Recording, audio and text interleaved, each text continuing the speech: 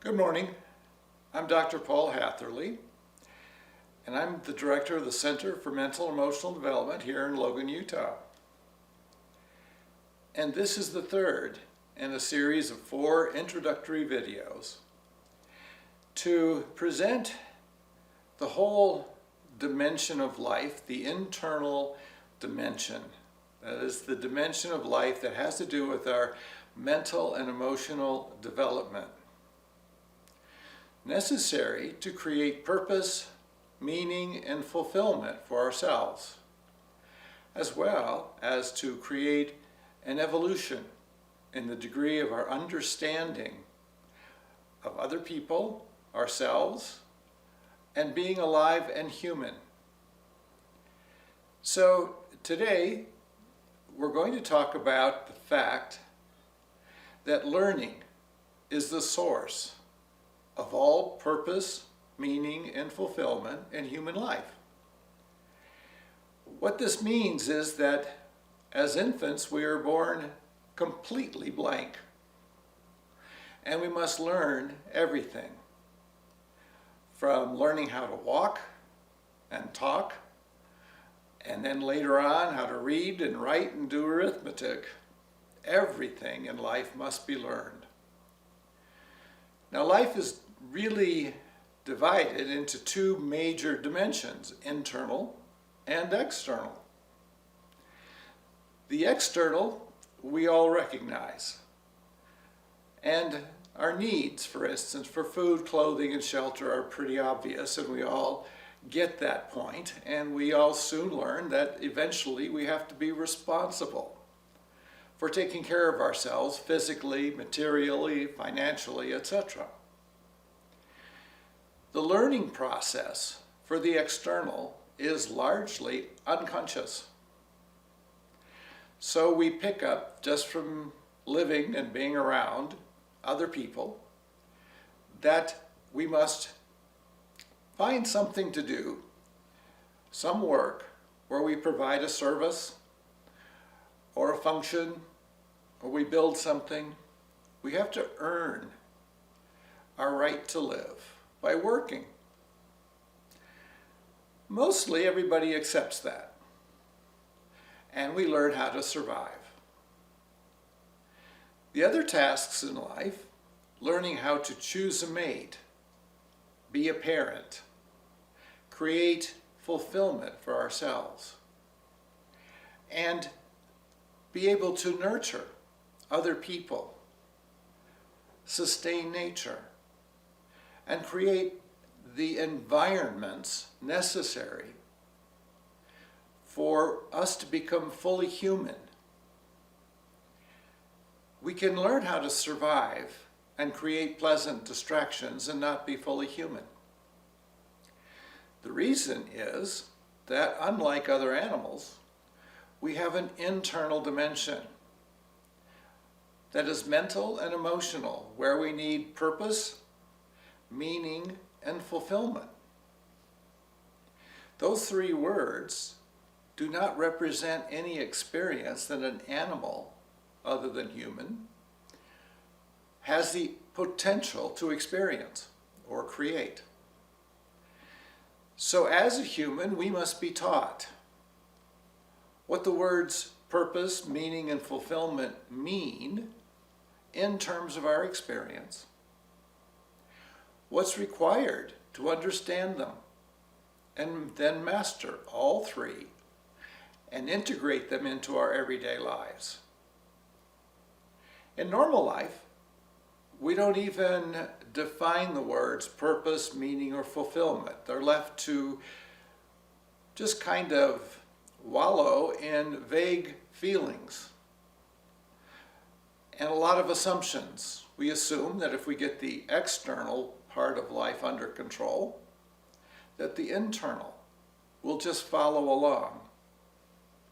So we assume that if we choose a mate based on being attracted and feeling like we want to spend our lives with this person, that's all that is required. And relating, building an emotional bond, maintaining passion, being able to identify and create meaningful activities and share them.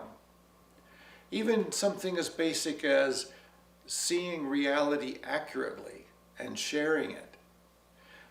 These are all things we must be taught because we don't do them naturally. It's not instinctive. We don't really have much in the way of instincts as human, except for the fact perhaps that we are herd animals and we feel safer when we're part of a herd or a tribe or a family.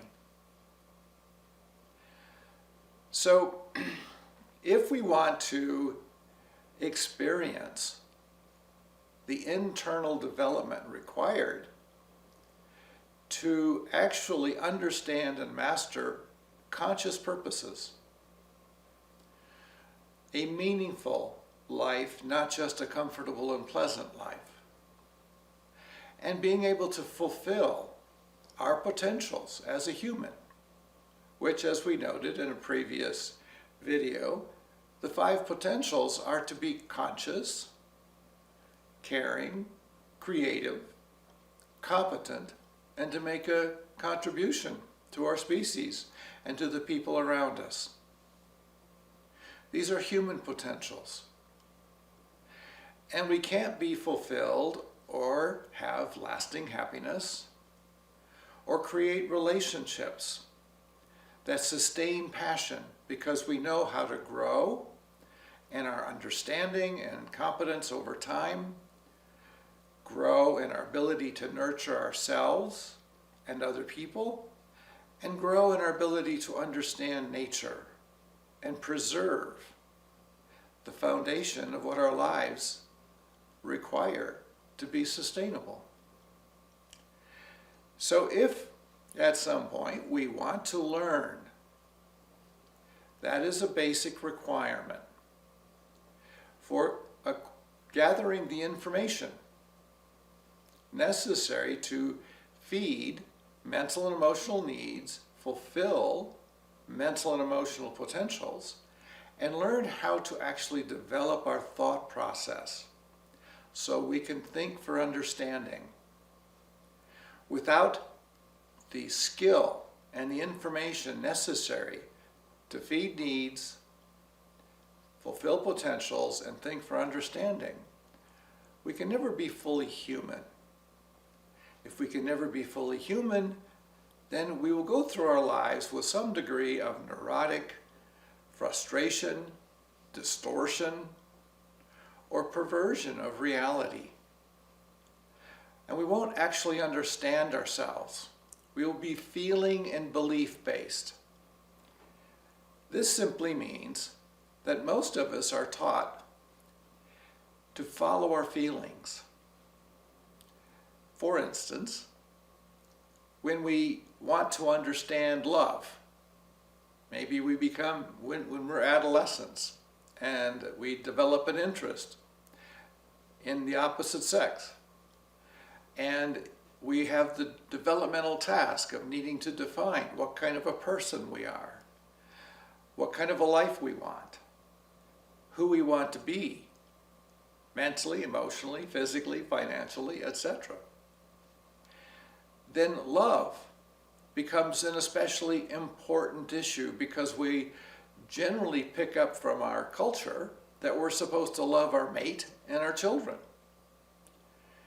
But then no one defines what love is. I've asked many, many people to define love for me. Most acknowledge that they can't. The rest say that love is a feeling. But no one I've ever asked had even an inkling that maybe love is an objective and measurable response to life, another person, to our own fulfillment.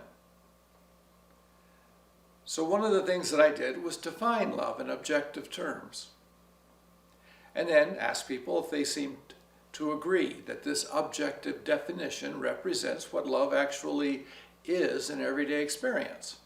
So the definition I developed was love can be defined as giving interest, energy, and attention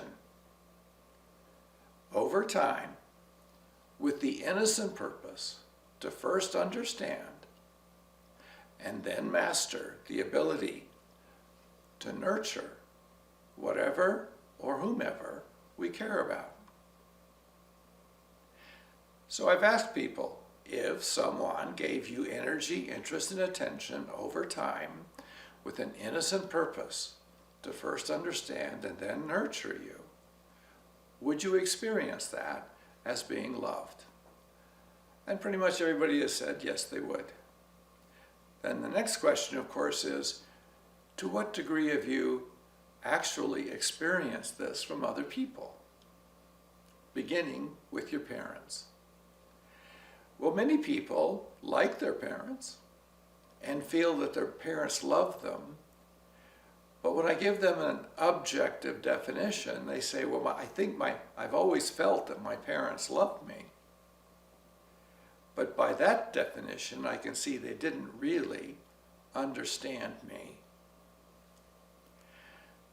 Understanding is a human thing. It's a human potential. Other animals don't understand. They operate on instinct and the experience of hunger and fulfillment or satisfaction of their hunger. But their hungers are all external. There are no internal hungers in animals. Humans have both internal and external hungers, but we're only taught how to feed our external hungers. And that is mostly learning that we do by imitating and regurgitating. So in our education at school, we imitate the answers of our teachers and regurgitate them. We're not taught how to think for understanding, which is based in accurate observations of the facts of reality, developing the ability to see what facts mean, then exploring to broaden and deepen our awareness and experiment over time to discover what's true. If we were taught to think for understanding, then we wouldn't be so limited by our culture, our families, our circumstances, social, economic, political, etc.